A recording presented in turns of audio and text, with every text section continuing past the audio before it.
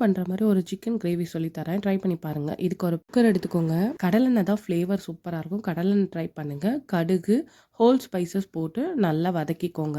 அதுக்கப்புறம் வெங்காயம் ஒரு பெரிய வெங்காயத்த எடுத்து சாப் பண்ணி, அதையும் நல்லா வதக்கிக்கணும். நல்லா ஒரு ப்ரவுன் கலர்ல மாறுனதுக்கு அப்புறமேல் இஞ்சி பூண்டு பேஸ்ட் 1 ஸ்பூன் போட்டு அதையும் நல்லா வதக்கிட்டு, நல்லா கழுவி வச்ச சிக்கனையும் எடுத்து அதையும் ஒரு 5 மினிட்ஸ் குக் பண்ண விட்டுருங்க. அதுக்கப்புறமேல் கொஞ்சம் மஞ்சத்தூளு, உப்பு கொஞ்சம் 2யும் போட்டு மறுபடியும் நல்லா மிக்ஸ் பண்ணி குக் பண்ண விட்டுருங்க. அதுக்கப்புறமேலு சிக்கன் மசாலா.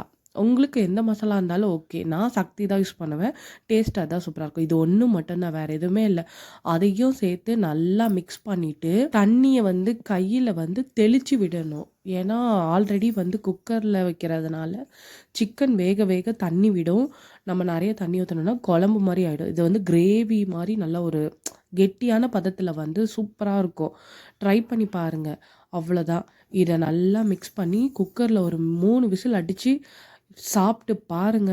டேஸ்ட் செம்மையா இருக்கும். ட்ரை பண்ணி பார்த்துட்டு மறக்காம கமெண்ட் பண்ணிடுங்க. அடுத்த வீடியோல பார்க்கலாம். பாய்.